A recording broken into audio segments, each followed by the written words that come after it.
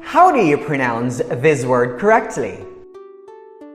Is it banana, or banana, or banana? Are you sure? Now be honest. Does word stress make you feel stressed?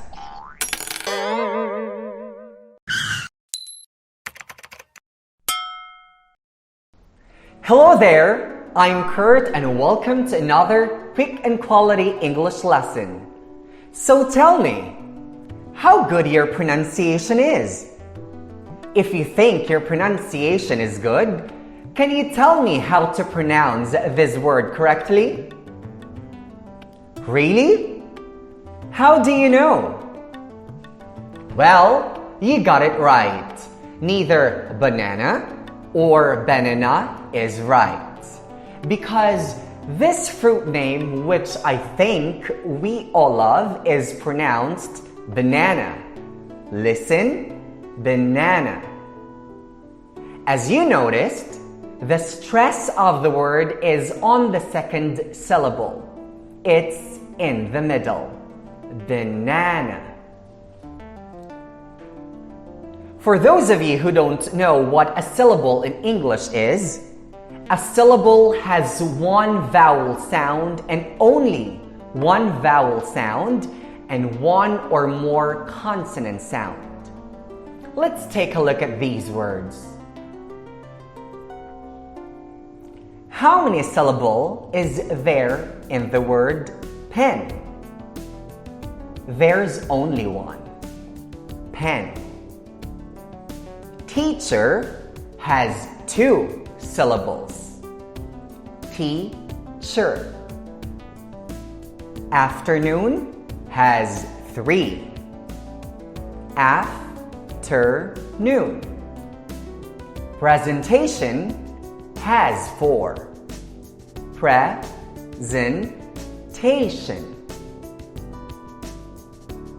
But wait, this lesson isn't really about syllables.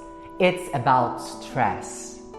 But how are syllables and stress connected with each other? Think about the word banana. Do you pronounce all the syllables the same?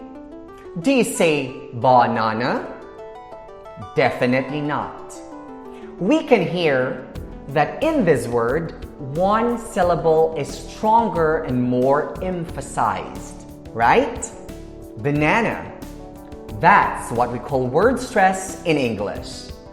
For those of you who don't know what word stress is, it is the relative emphasis that may be given to a certain syllable in a word or to certain words in a phrase or sentence. Stress is typically signaled by such properties as increased loudness and vowel length, full articulation of the vowel, and changes in pitch. Pronouncing words with the correct stress can make a big difference to your English. Your English will immediately sound clearer and more natural. The great news is that there are simple rules that will help you pronounce these words correctly when you use them in spoken English. Remember, simple English rules. But before we dive into the action, let me first tell you the importance of word stress in spoken English. One distinct characteristic of the English language is that it's a stressed language. We stress some words when we say them because it's important to emphasize the words that need emphasis, to be understood easily and quickly, and also it gives English its rhythm. So, when we speak those words more clearly. They're the important words. They must be heard for the sentence to be understood. In English, we stressed syllables differently. In most times, those words which we stress when speaking have one thing in common. They are really important words and they need to be pronounced clearly. Because if you don't, you will not get the complete thought of the sentence. We call these types of words in English content words. They are nouns, verbs, adverbs, adjectives, and negatives.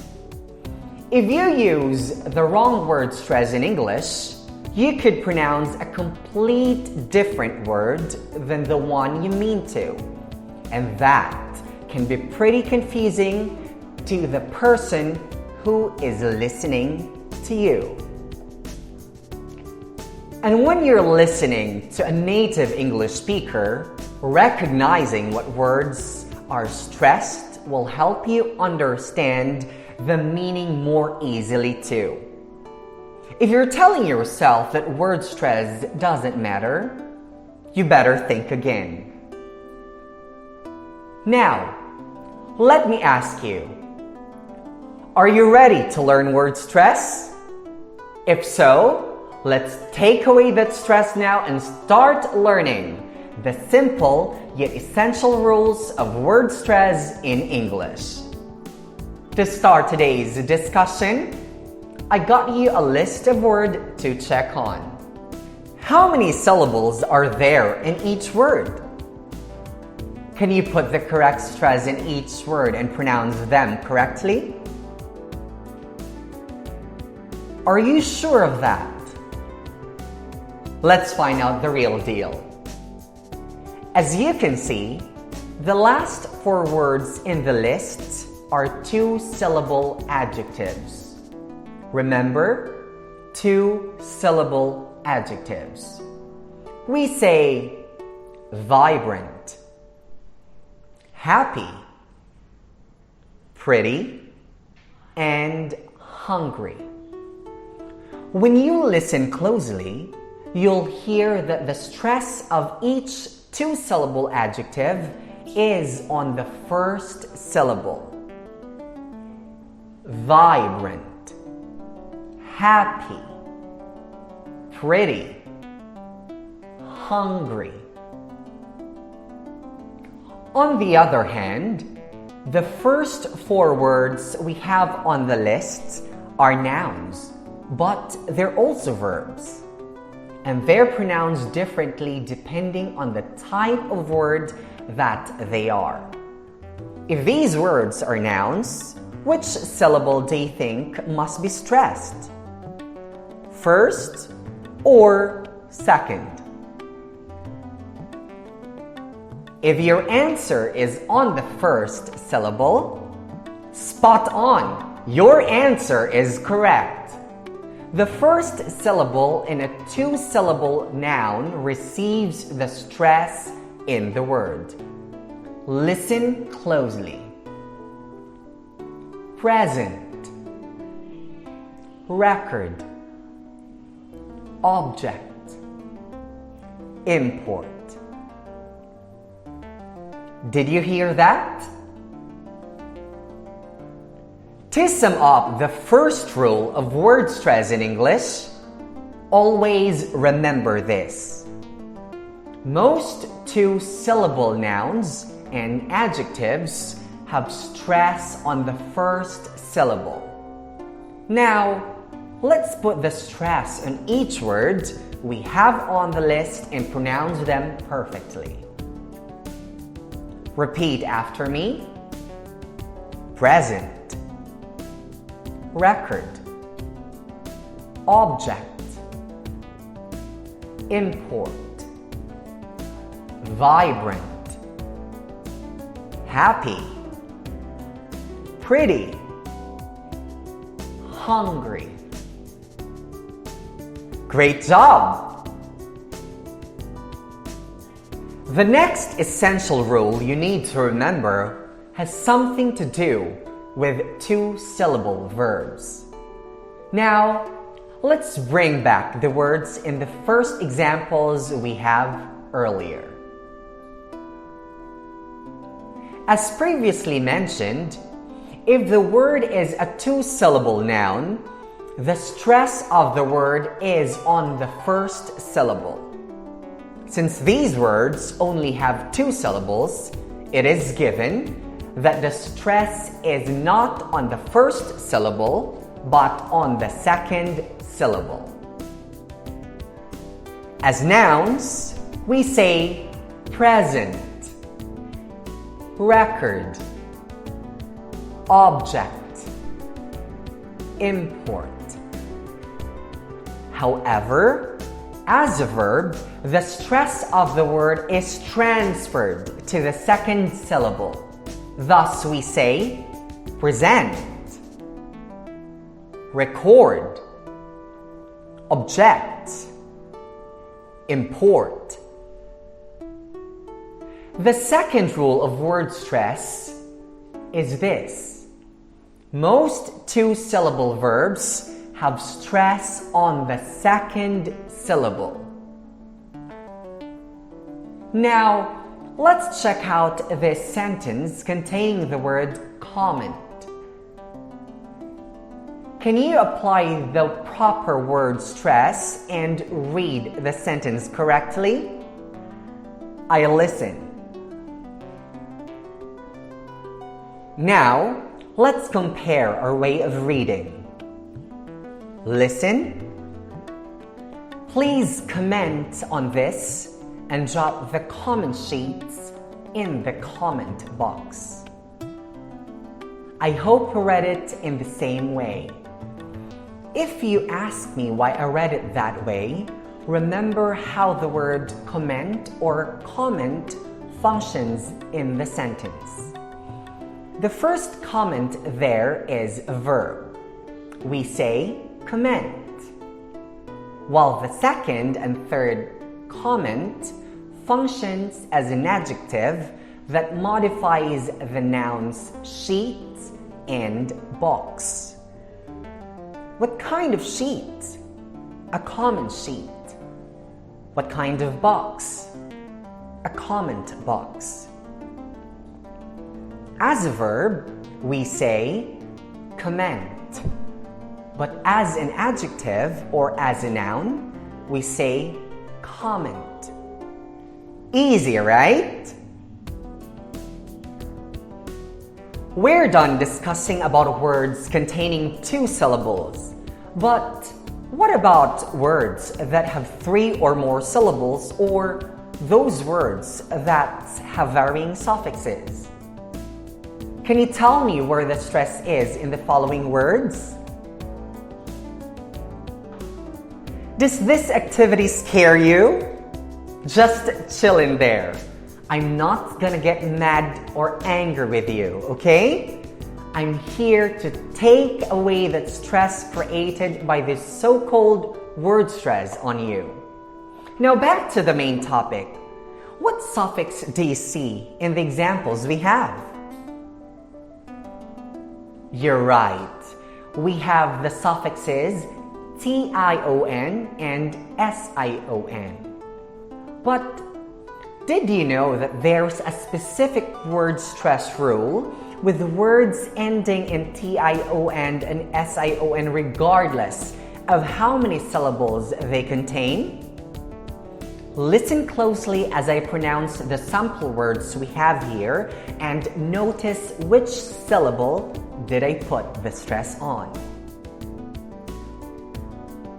Now, listen closely. Education, amalgamation, cooperation, decision, conclusion, vision. Which syllable received the stress?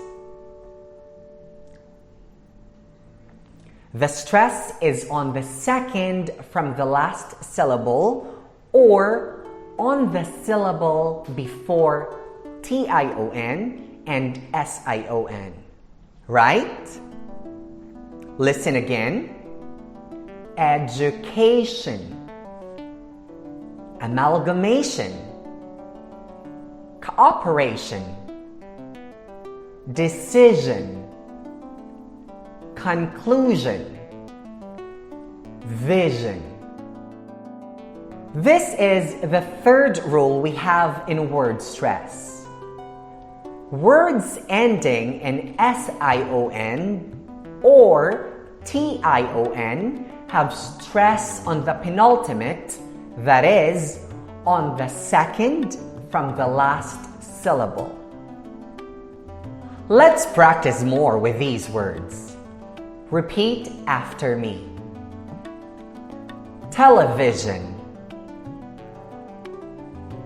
illusion, intrusion, ambition, position, pollution. Never ever forget this rule, okay? Besides the suffixes tion and sion, another group of suffixes also follows a definite rule in word stress. And this brings us to the fourth rule. Let's take a look at our sample words. Can you spot the suffixes we have in our word list? We have ety in society and sobriety. We got ity in probability and identity. Ify in clarify and intensify. Ikal in critical and clerical. And lastly, we have IVE in decisive and intensive. Which syllable received the stress on the words I just read? First, second, third, or fourth? Are you sure? Notice that when I read the words, I put emphasis on the syllable before the suffixes ety, ity, ifi, ical, and ive, as in society, probability, clarify, critical, and decisive. The fourth rule on word stress is this. Words ending in ity, ety, ify, ical, and ive have stress on the syllable immediately before these suffixes. Another common rule we have in word stress is the rule that applies to the words ending in the suffix ate or ate. Sometimes non-native English speakers would read these words like this. Listen, estimate, separate, conjugate, cultivate, dedicate.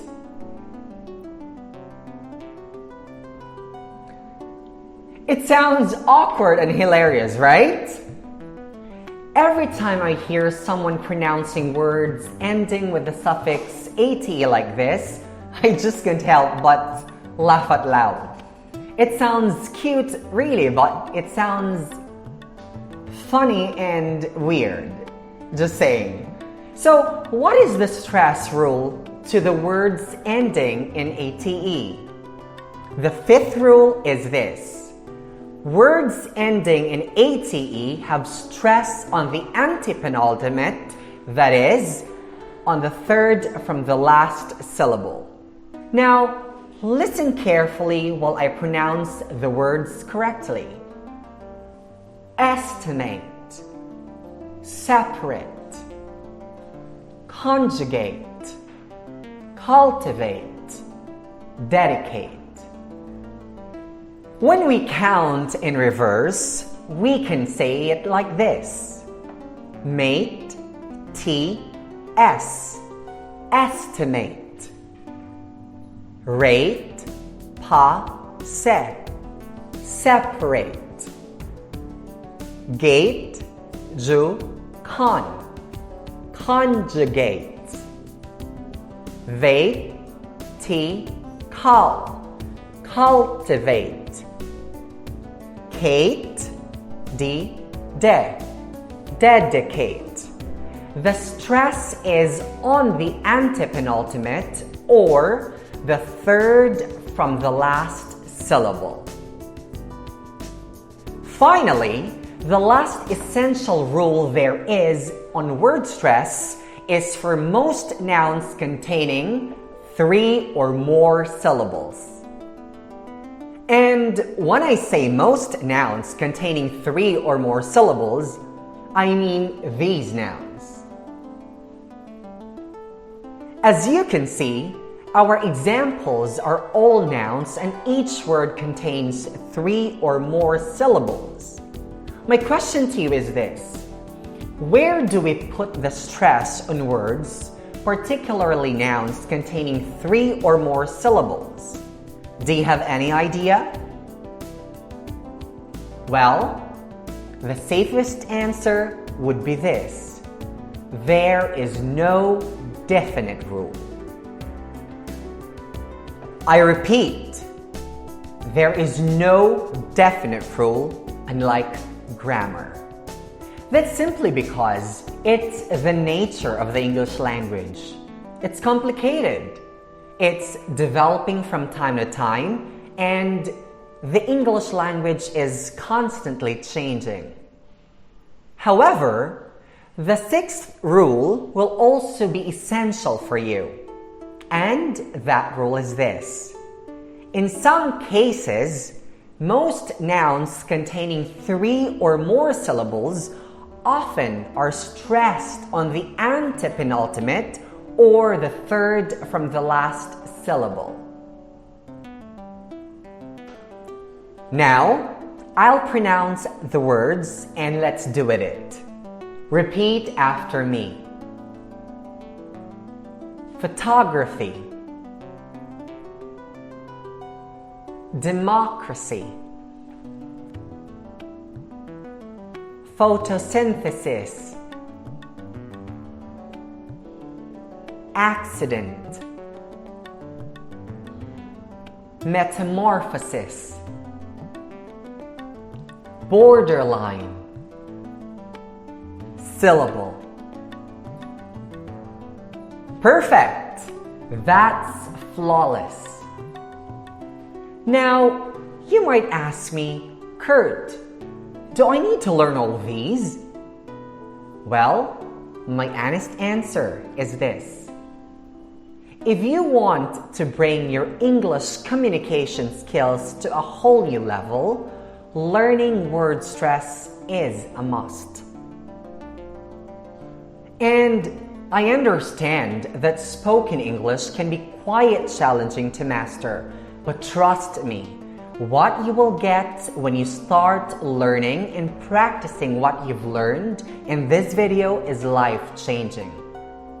Regardless of how knowledgeable you are in grammar or how excellent you are in constructing sentences in English, if you don't know how to distinguish the words correctly, you become unclear to the people you are talking with because they may get something a little different from what you mean. And you don't want that to happen. That is not the goal while you're learning English. Your goal is this: you want people to understand you and what you're trying to say. If you want to sound like a native English speaker, you must learn this and practice what you've learned. I hope this video helps, and I can't wait to see you improving in the days to come. If you want more of this content, don't forget to share this with your friends and don't forget to hit the like and subscribe button. And if you want to connect with us, follow us on our different social media platforms, or you may leave a comment down below by telling us how important this video is to you. I'm Kurt, and I'm looking forward to seeing you again. Goodbye!